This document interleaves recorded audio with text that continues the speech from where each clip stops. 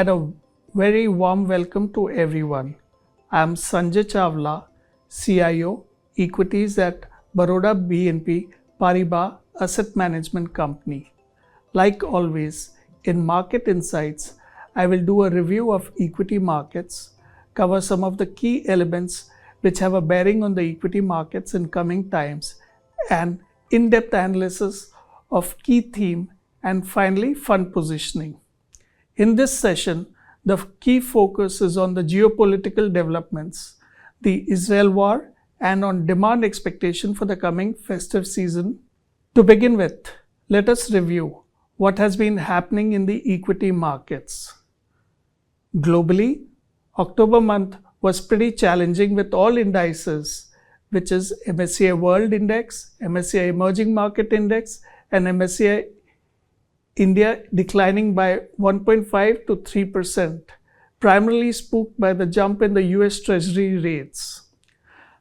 The dollar returns for global equity for rolling 12 months ending October 2023 have been about 11%, with MSCI India giving a return of about 4.6%, underperforming in the last 12 months.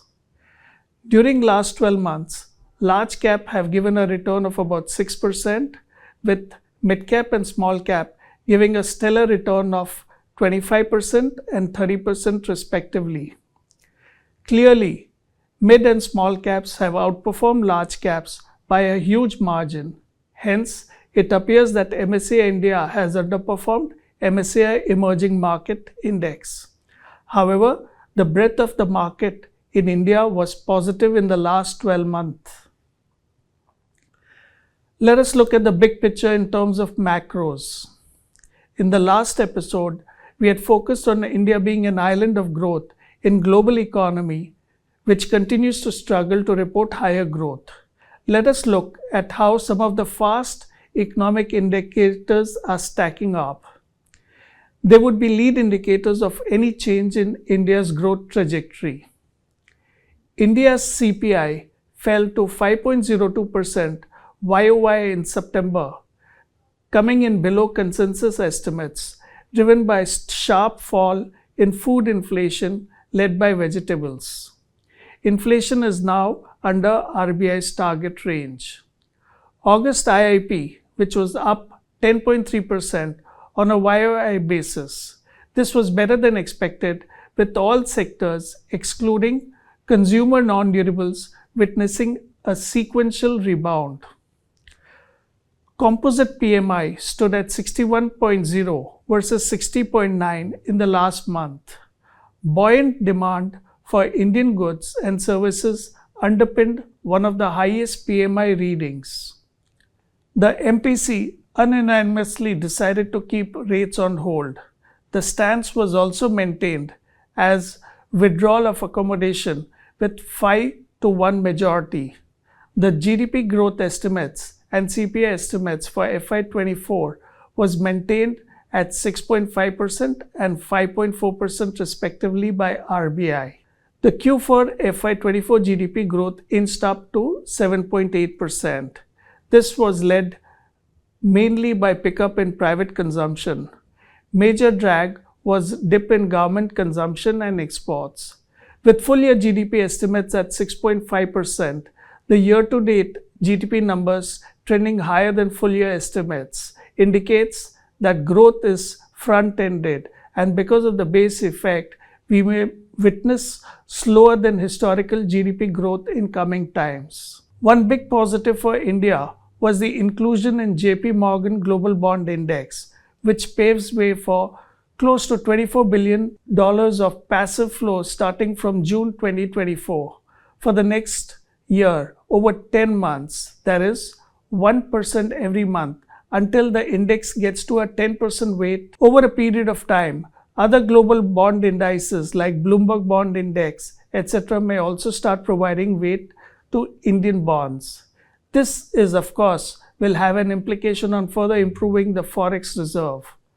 From an equity standpoint of view, we would expect the 10-year GSEC rates to structurally trend down, while global benchmark-oriented funds change the allocation to India. Lower interest would also imply higher multiple for Indian equity markets. Let us review if India continues to be an island of growth. Let us see what's happening globally. US GDP grew by 4.9% annualized in the third quarter, buoyed by a strong consumer demand in spite of higher interest rates, ongoing inflation, and a variety of other domestic and global headwinds. China posted 4.9% growth in third quarter of 2023. As you all know, China is slowing down. China's post-COVID recovery has been more sluggish than expected, but the government has largely stayed away from big bang stimulus announcement as local governments are saddled with debt after decades of infrastructure investment. With majority of household wealth tied up in the ailing property market, coupled with rising youth unemployment and the reluctance by the depressed private firms to invest, policymakers have been struggling to revive growth. The Chinese government is expanding its fiscal deficit from 3 to 3.8% of GDP and issuing $137 billion in debt to support post-disaster reconstruction and boost growth. China is unlikely to be a key driver of global growth in the near future. We will watch for data points such as China retail sales for signs of domestic consumption recovery. We have discussed how market has been performing over the last few quarters and years, and we've also looked at two of the most important global economies. But now let me come to the focus topic, geopolitics. Over the last few quarters, geopolitical environment has been rather volatile. Firstly, Russia-Ukraine war does not seem to end. It has surprised intellectual think tank in this field. And now, even as it is continuing, we have another conflict in the Middle East. Before I continue, I would like to condemn all war, and my sympathy goes out to all the innocent victims of the war. I'm a firm believer in negotiation and diplomatic solution. To understand how wars impact the market and the economies, we did a study, and let me share with you the key insights. While each war is different, there seems to be some common pattern in the financial parameters. Initial reaction of equity markets and actual impact on the global growth due to war are at contrast to each other. We have already seen the nervousness in equity markets post the first attack. Let us see how historical wars have impacted global GDP growth rate. Firstly, on the global GDP rate. What we have is the global GDP growth rate for the last 43 years. In the last 43 years, there have been numerous wars. The dips we have already highlighted were the periods where the global economy was hit by economic crisis, the dot-com bust in 2001, followed by global financial crisis in 2008, and of course, the COVID outbreak in 2020, which led to economic activity coming to complete standstill. The impact of different wars across different geographies has been significantly lower than events like the dot-com bubble burst, subprime crisis, or the COVID pandemic. There have been series of conflicts between the Arabs and the Israel, and I would say one in every 9 to 10 years. The most notable ones being in 1948-49, then in 1956, then in 1967, which is also called the Arab-Israel War 1, 2, and 3. This was followed by one in 1973, which led to blockage of Suez Canal, then in 1982, and then finally in 2006. And now, after 17 years, in 2023, we have the ongoing conflict. When we consider the impact of war in context of Indian equity market, it appears to be limited. We have considered the Gulf War of Jan-Feb 1991, Afghanistan War in December 2001, Iraq War of May 2003, the Crimea crisis in March 2014. Looking at the Sensex movement, 1 year after the war has been positive. If we go by the past trend, Economics will eventually determine the course of equity markets, short-term volatility notwithstanding. Situation in Middle East is fluid and evolving. To assess the impact on global economy due to Israel-Hamas standoff would be dependent on the duration of war and various states who support actively and tactically on both sides. Hence, we are closely monitoring the situation and watching the crude prices. After the initial jump in crude prices, it has largely not moved adversely.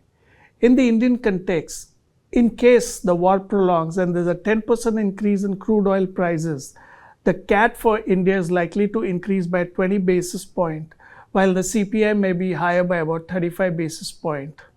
On an immediate basis, all Indo-Israel defense projects may get impacted due to supply disruption. And now, let's move on to the next topic. So November is here and we are nearing the close of the festive season. Let's take a look at how the festive season changes business sales and how is it panning out this year. Consumer discretionary segment tends to have higher sales volume due to the festive season.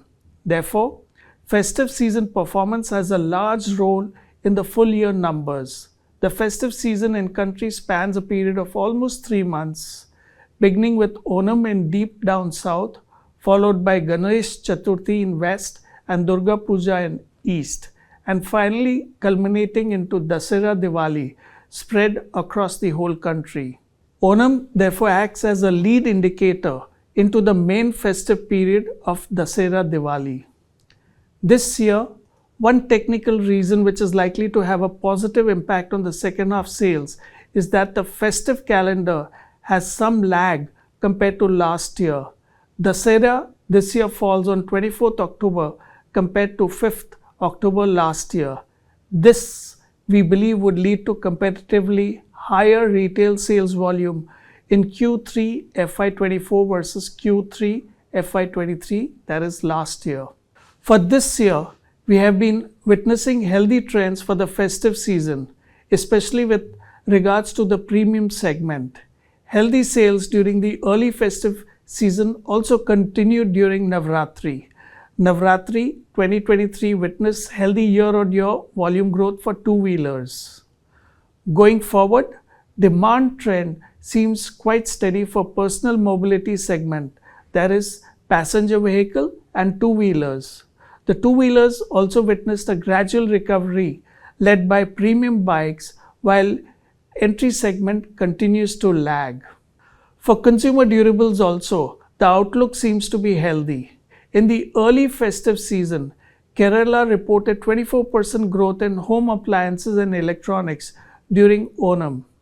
Growth was led by premium categories such as frost-free refrigerators, automatic washing machine, split air conditioners, while mass categories remain subdued.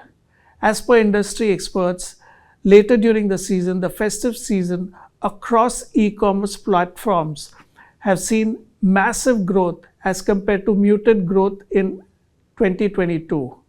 Flipkart has recorded 1.4 billion customer visits during the first 8 days of its festive season sale, the big billion-dollar days, while Amazon recorded 9.5 crore customer visit in the first 48 hours of Great Indian Festival 2023. While smartphone continues to dominate the sales, however, there has been a pickup in other products too. Festive season benefits have been witnessed in the housing sales as well. Data pertaining to Mumbai indicated that real estate sales declined during the inauspicious Shraddh period but bounced back sharply during Navratri. Compared to Navratri 2022, Mumbai property registration grew by 37% YOY. All this leads us to conclude that economy is growing and Indian consumers have monies and willingness to spend. Well, we have discussed how the festive season has been panning out. Now let us do a review of the near-term earnings of Q2 FY24, results announced up till 31st October 2023. Revenue growth. On a YOY basis, revenue has been broadly flat. Revenue growth has been better for financials, consumer discretionary and industrial sectors. Energy and utilities were laggards in terms of YOY revenue growth. Operating profit growth.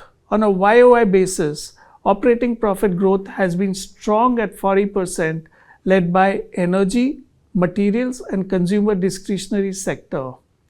In terms of net earnings, YOY growth has been strong at 50%, led by energy, material, and consumer discretionary. Comparison of actual performance with street estimates indicate that revenue performance has been slightly lower than expectation. However, operating profit and profit after tax have been ahead of expectation. We continue to hope that there is a revenue-led earnings growth. Currently, what we are witnessing is a margin expansion growth led by lower commodity prices.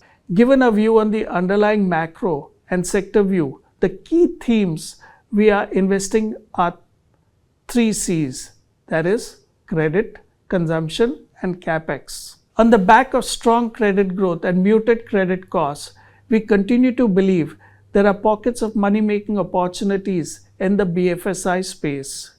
We believe there are pockets of growth opportunities even in other subsegments of BFSIs besides banking. Consumption is an evergreen sector in India given the demographic profile.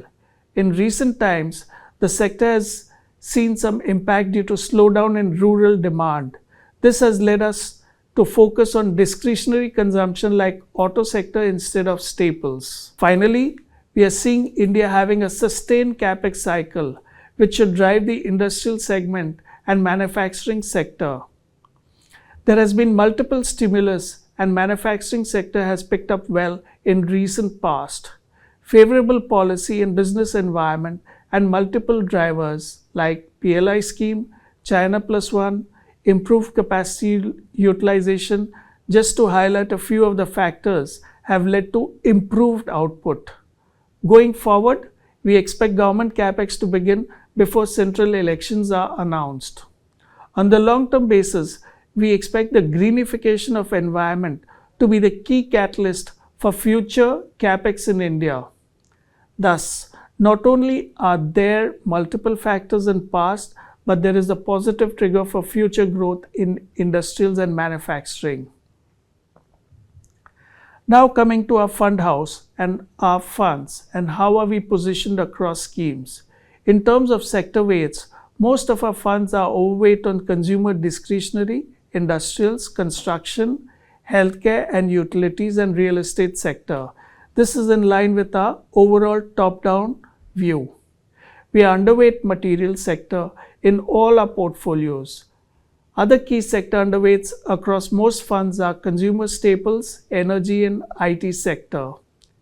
In our asset allocation fund, our Baroda BNP Paribas Balance Advantage Fund, the net equity allocation is at about 67%.